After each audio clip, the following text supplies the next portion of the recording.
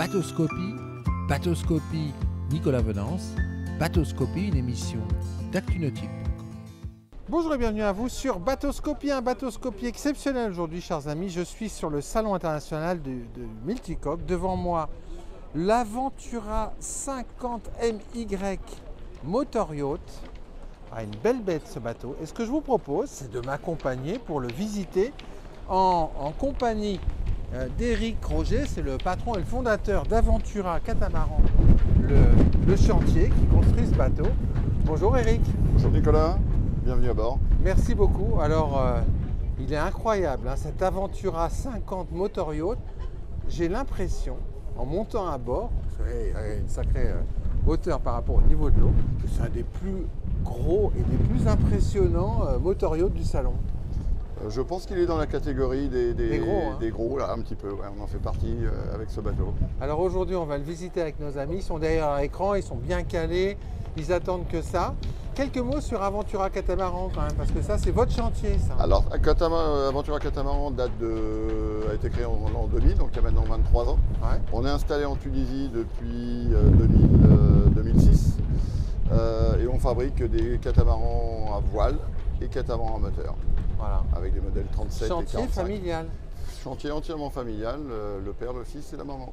Voilà. Alors, combien de salariés chez On est 230 personnes. 230 personnes. 230 personnes en Tunisie. C'est une belle usine en Tunisie. Hein. On a des installations qui commencent à être sérieuses, je pense. Oui. Et puis Ouais. là, on est à l'acquisition d'un nouveau bâtiment de 6500 m² supplémentaires. À côté, dans le coin. Qui va être juste à côté. Juste à côté. Ouais, dans la même zone, en fait. Qui Ça va nous fait- permettre de faire le lancement de la chaîne du 45 et de regrouper toute la production, montage dans un même et unique bâtiment.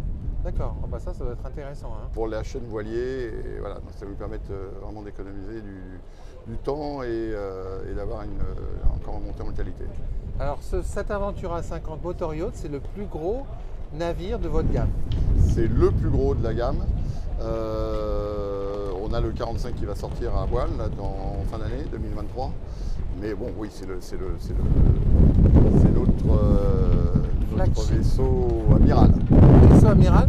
Quelques caractéristiques techniques, longueur, mètre beau. Il y a un peu de vent ici. Il y a un peu de vent, on peut Allez, on va peut-être avancer un petit peu. Cockpit parce que ça souffle un peu là. Alors, le bateau fait 15 mètres de longueur, 15 mètres 01, 7 mètres 50 de large. C'est ça qui est dingue. Et alors, la hauteur sur l'eau. On est à 6 mètres au-dessus du bimini, on est à 6 mètres 25, je crois, quelque chose comme ça. Et alors, la hauteur de la nacelle par rapport au niveau de l'eau, à peu près. Alors, c'est un tunnel, donc on a une hauteur qui est supérieure à 80 cm. Et le tunnel fait que ça draine vraiment bien la circulation de l'eau entre les coques. Et on a un bateau qui ne tape pratiquement pas. Ouais. Et la hauteur, c'est bien pour passer les vagues. C'est bien pour passer les vagues. Et on a aussi un bateau qui est imposant aussi en poids, puisqu'on est quand même dans les supérieurs à 20 tonnes, on est à 24 tonnes à peu près, bateau là, Donc ça aide 30 bien tonnes. aussi. Hein. Bah, ça aide aussi, voilà. Ça aide Tout aussi. à fait, tout à fait. Allez, on visite ce bateau. Ok, Alors, moi, la avec grand première plaisir. chose moi, qui m'a surprise, Éric, c'est la plateforme de bain. Elle est assez Parce que là, exceptionnelle, ouais, vous 7 êtes mètres pas 50 de avec large. le dos de la cuillère. Hein. 7 mètres 50 de large et entièrement immergeable. Incroyable. Et on va monter dessus, mais alors là, on peut mettre un tender. Alors on peut même mettre un tender façon Sea Pearl 4, le petit catamaran qui est juste à côté. Il tient largement là-dessus. Mais c'est incroyable. On peut même mettre un jet et pourquoi pas une annexe avec. Quoi. On peut supporter dingue. 500 kg sans problème. Immergeable, c'est-à-dire qu'on a Immergeable. une plage privée Tout à au fait. mouillage. Tout à fait. On peut Incroyable. être dessus à plusieurs. Ah bah voilà. Ensuite, 3 marches pour rejoindre le cockpit. Alors, sur ce bateau, en fait, on a 3 espaces de vie, 4 espaces de vie extérieurs. On a cette plateforme de bain qu'on vient de voir, c'est une plage privée. On a le cockpit. On a un deuxième cockpit à l'avant et le flybridge. Et le flybridge. Alors, comment il s'organise ce cockpit? Alors là, tout est en fait avec un canapé en L qui permet de pouvoir être avec la jonction de chaises. On est à 12 personnes 12 sans personnes. aucun problème à bord. Ouais. Au niveau de toute façon, le bateau existe en version de 3 à 6 cabines, donc avoir 12 couchages et 12 personnes qui mangent, c'était un petit D'accord. peu l'objectif. Le challenge. Et 2 accès à 2 cabines. 2 cabines arrière, ça on le visitera après. Et puis l'accès au flybridge. En attendant, nous, on va aller vers le cockpit avant parce que c'est le deuxième espace de vie lifestyle du bateau en complément du cockpit arrière. Et alors, ce qui est dingue sur ce bateau, bah là, vous l'avez compris à l'image, c'est que ce cockpit est très creusé. Et quand on s'y installe, on est totalement protégé. Alors on peut y accéder par une porte frontale, ça c'est toujours bien vu. Mais alors on est très protégé. Asseyez-vous là sur le côté et on va tout de suite comprendre que vous êtes quasiment au droit de l'étrave, Voilà. mais totalement protégé. Il y a un sentiment de sécurité qui est dingue. On est très très protégé avec le bateau. Ouais. Et alors là on a 2 tables. Et en fait au mouillage, à la rigueur, quand on est 2 ou 3, on peut venir manger ici peinard. Alors mouillage même en navigation, hein, pour peu qu'il y ait un peu de vent arrière et qu'on marche à 9 nœuds, c'est très très très agréable. De toute façon, je pense que vu la protection, le pavois, le creusement et le balcon, en navigation, il n'y a aucun risque ici. Je pense qu'il n'y en a pas beaucoup. Ouais. Ouais, sachant qu'en plus, on a l'accès avec la porte frontale, donc on n'a même pas besoin de passer par les passes avant. Non, la circulation est faite sans aucune marche entre l'arrière et l'avant. On est tous sur le même niveau. Ça, c'est drôlement bien parce qu'à l'usage avec les portes frontales, on se rend compte que les gens ils passent quasiment plus sur les passes avant. C'est tellement facile. C'est tellement facile. Petit détail qui me plaît bien, vous me connaissez, et mes petites manies sur Actinautique et sur Bateauscopie. Ben regardez, c'est du vrai verre ça. Et ça, j'aime bien. La casquette de rouf, elle est bien épaisse. Hein. Regardez. Ça fait pas un... ouais. Et c'est bien fini hein, parce que c'est contre-moulé là. Et ça aussi, c'est un petit détail ces petits détails moi, qui me hérissent. Aujourd'hui, on a un peu de sable qui... Ah oui, alors parlons-en tout de suite. Voilà. On va dédramatiser parce que la dernière vidéo d'hier, on a eu des remarques. Là, les gens disaient, mais le bateau, il est sale, j'aurais pu le laver. Ben non, chers amis, parce qu'il y a des tempêtes de sable tous les jours à la Grande Motte. Ouais. Et on a beau les nettoyer tous les soirs, de toute façon, ça revient tout le temps. Ouais. Et le sable vient de la grande plage qui est là. Alors, vous voyez, c'est direct. Voilà. Ceci explique cela. Passons à autre chose. On va maintenant gagner le fly, parce que le fly on peut passer par là. Oh non, on va passer par le passe avant. Non, parce qu'on va laisser quand même la surprise, Eric. On va laisser la surprise de l'intérieur à la fin quand même. Il faut bien gérer la surprise et puis la visite du bateau. On repasse par cette grande plateforme. Alors l'accès au fly, il est bâbord. Il est très sécurisant parce qu'on a une main courante et un balcon qui tombe bien sous la main. Les marches sont très douces. Et voilà. Et alors là, on tombe sur un fly bridge qui est dingue. Quelle est la surface utile du fly? Alors, je crois qu'on a 28 mètres carrés. 28 mètres carrés. Ah, quand même. 28 mètres carrés. Là, on parle en mètres carrés, là. On parle en mètres carrés, oui. C'est du réel estat, comme diraient les Américains. On a même en option la possibilité d'avoir un jacuzzi qui est placé à l'arrière tribord. Ouais. Ah là, c'est super yacht, quoi. Ça commence à faire un petit peu super yacht. Alors moi, ce que j'aime bien, c'est le petit top qui est très protecteur. Là, il y a quand même beaucoup de soleil, ça tape. Ouais. Bien agréable. Hein. Alors, on a une version avec le rideau ouvrant qui permet d'aérer aussi un petit peu. Là, le client a choisi de recouvrir entièrement le bimini d'un panneau solaire. Il en a 10 de 400 watts. 10 de 400 watts. Ouais, donc ça nous permet d'aller un petit peu... Ça permet de faire des choses quand même. Là. Alors, le poste de bar, le pilotage extérieur, il est ici. On peut asseoir 3-4 personnes ici. Le pare-brise, moi j'aime bien. C'est un pare-brise qui remonte, qui est inversé, qui remonte bien. Donc ça protège bien en navigation. Direction électrique. Direction électrique. Allez, c'est pas mal, on est un peu le roi du monde hein, quand on est là. Hein. On est bien, ouais, on est bien. Ouais. On est pas mal, hein. On domine bien les confrères hein, qui sont tout autour. Bah, face à la mer en navigation, on peut être 3, 4, 5, 6, 7 personnes face à la mer en navigation. C'est bien. C'est bien. il y a beaucoup moins bien. Il y a beaucoup moins bien. Et alors, partie repas. Partie repas, toujours encore une grande... Et alors, ce qui est bien volume, un grand espace. Sur un catamaran comme ça à fly, c'est que par rapport à un monocoque qui va avoir besoin d'un stabilisateur au mouillage s'il y a un peu de houle, là, stabilité maximale, on peut vraiment manger en haut du fly sans avoir à tenir le verre, la bouteille tout à fait, et tout ça. Hein. Belle cuisine, moi j'aime beaucoup ici, une petite cuisine avec donc là les rangements. ici. Voilà, avec un petit. Le grill qui va bien. Voilà, la petite plancha. Plancha. Le petit réfrigérateur. Frigo avec une bonne marque, hein, c'est isotherme, c'est vraiment de la bonne qualité. Ça. J'aime beaucoup les détails en tech qui rendent chaleureux en fait ce fly. Quel est le matériau des assises? Alors là, on de est siège en tissu Ferrari en Battline.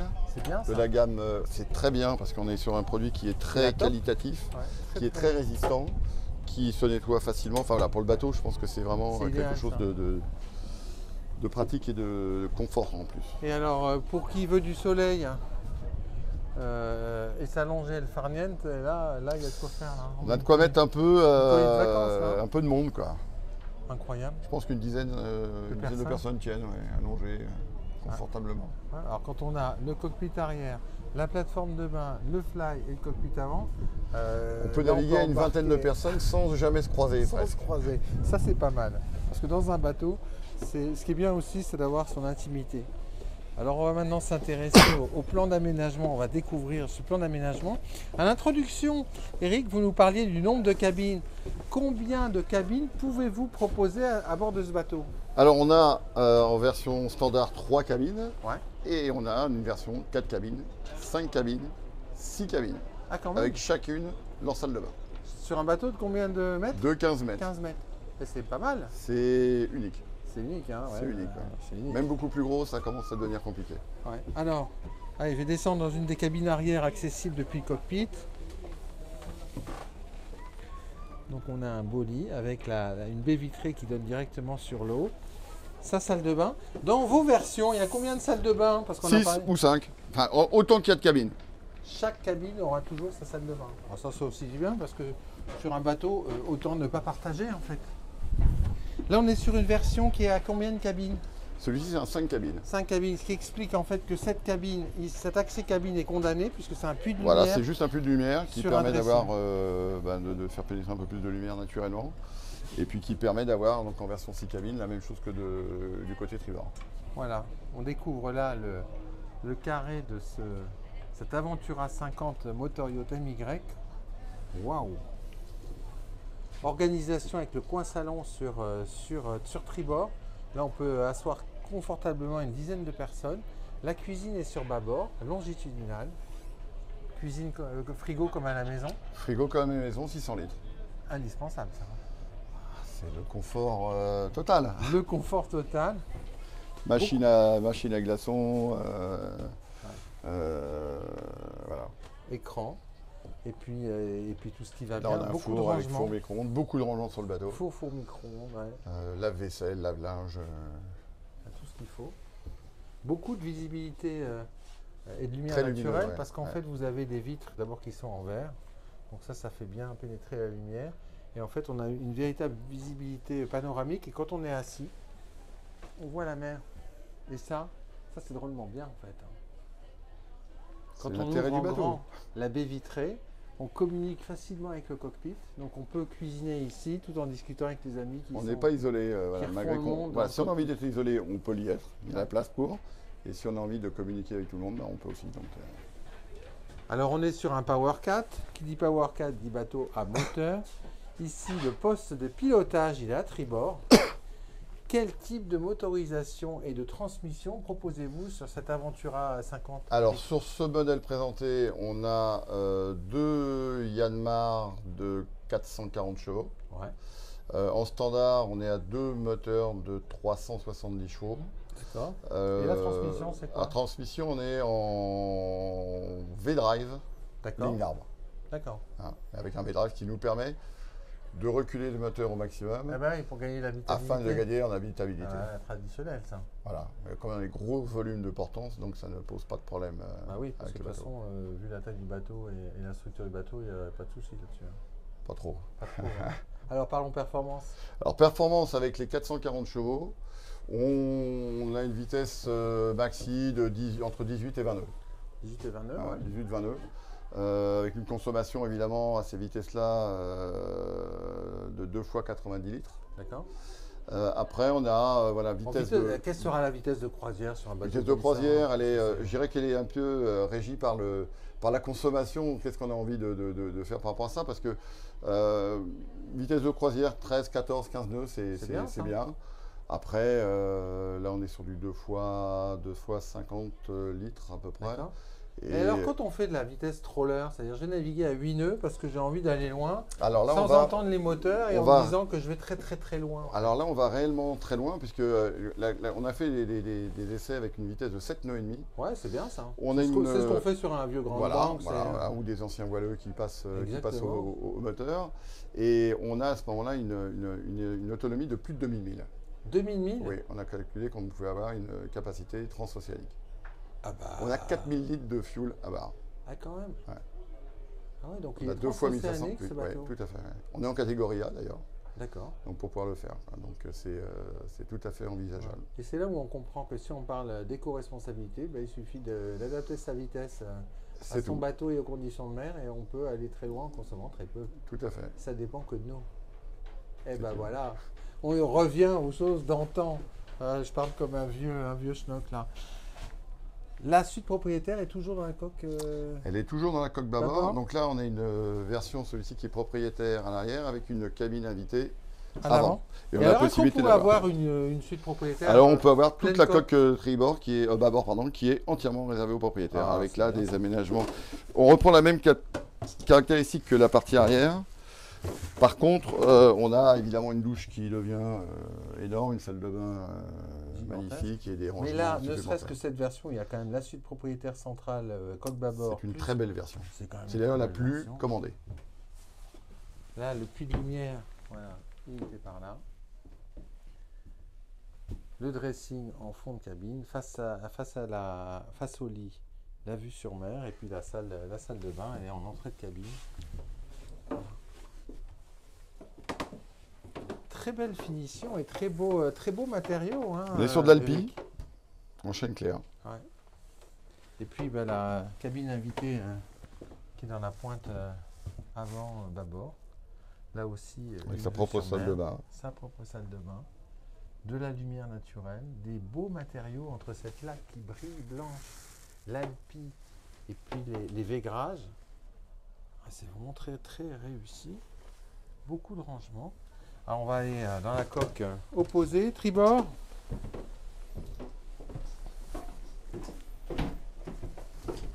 Donc tribord, on a une cabine, on va dire centrale. Pareil, des beaux volumes. Des beaux volumes et puis sa salle de bain, qui est belle taille. Et cabine avant, qui est la réplique de celle de bâbord. Avec sa salle de bain toujours au fond. Toujours la même finition moderne. Alors ce bateau, vous l'avez lancé en quelle année, Éric Roger? Il a été lancé... Bonne question. Bonne question. C'était 2000... je crois que c'était septembre 2021, puisqu'il était présenté la première fois à Cannes en septembre 2021. Quel accueil reçu? Parce que pour vous, ça a été quand même une sacrée marche. Hein. C'était... on ne vous attendait pas là-dessus d'ailleurs. Hein. Non, mais bon, voilà, c'est là qu'il faut effectivement surprendre et la clientèle et tous les marins, quoi. Et alors, vous avez vendu combien des bateaux comme ça? On est à plus de 20 bateaux aujourd'hui. 20 bateaux commandés, c'est pas mal. C'est plutôt pas mal, et il vaut des commandes. Alors, on est sur un tarif... on va dire entre une fourchette de 1 million, 1 million 100, 1 million 2, tout équipé. D'accord. Hors taxe? Hors taxe, tout. Hors taxe, bien sûr. Et alors, si on veut élargir, quels sont vos plans de développement chez Aventura? Qu'est-ce que vous nous concoctez pour les mois à venir? Alors, en fin d'année 2023, on sort notre Aventura 45 à voile. Qui va être aussi, je pense, un peu une surprise, puisqu'on va aussi avoir des aménagements assez incroyables, avec possibilité d'avoir encore une fois 6 cabines, dans un 45 pieds. Tous travers la marche, vue sur mer. Donc ça va être une version 3 cabines. C'est intéressant de voir votre nacelle et votre tunnel. Là je vais descendre sous le bateau. Ça va être différent forcément parce que c'est un voilier, mais donc ça c'est pour l'année 2023, fin 2023. Et on espère qu'il sera au salon de la Grande Motte l'année prochaine. D'accord. Et parallèlement, on prépare un nouveau Aventura moteur de 38 pieds. Ah, 38 pieds. De 38 pieds. L'Aventura 38 PC. L'Aventura 38 PC ou Motor Yacht. Motor Yacht. Je pense que ça, on va garder la même consonance. Et il sera fly ou coupé, mon bon Il y aura monsieur sedan ou fly. Ah, bah voilà, On c'était fait la les deux question versions. qu'il fallait poser. Les deux versions seront proposées. Inboard. Inboard, bien sûr. Peut-être une version hors bord dans la version sedan. Sedan. Ouais. Donc le client pourra choisir. Il pourra choisir la motorisation. Ah oui, parce qu'aujourd'hui, il y a des moteurs hors bord suffisamment puissants pour pousser des gros bateaux comme ça. Oui, puis on a le marché américain qui s'ouvre pour nous et c'est quelque chose qui s'apprécie particulièrement. Comment vous voyez la saison actuelle là, Alors la saison aujourd'hui, au point de vue carnet de commandes, on va dire qu'on est bien rempli. Ouais, vous êtes sold out jusqu'à quand? On est jusque quasiment fin 2024. D'accord. On commence à enregistrer même des commandes pour 2025. Ouais. Après, les problèmes, on a les mêmes que tout le monde, c'est-à-dire des approvisionnements un peu compliqués. Mais bon, voilà. Il faut jongler un peu. Il faut essayer de faire patienter les clients. De les faire patienter et puis malgré tout de les suivre pour pas qu'ils soient trop en colère. Quand il y a du retard, mais bon. Et ça, c'est général. C'est général. On n'a pas trop le choix. Il faut pouvoir l'expliquer et le faire comprendre. Merci beaucoup en tout cas, Eric. C'est moi, cette Nicolas. visite privée. 21 minutes en votre compagnie pour découvrir. Ça passe très vite. Oh, on ne l'a pas vu passer. On pourrait même continuer là, parce qu'on n'a pas ouvert tous les coffres et tous les fonds. On n'a pas ouvert la porte. On n'a pas ouvert la porte. La cale moteur, voilà. Et on n'avait pas on ouvert. va quand même ouvrir la porte avant. Voilà, porte frontale. Et alors là, on sent tout de suite la ventilation naturelle. C'est vraiment bien quand même le concept de la porte. Ah, c'est pas mal, ouais. C'est pas mal. Merci beaucoup, Eric. Merci, Nicolas. À bientôt. Voilà, puis moi, je vais vous quitter avec un gros plan sur le poste de barre de cette Aventura 50 Motor Yacht MY. À très bientôt sur Bateau Scope.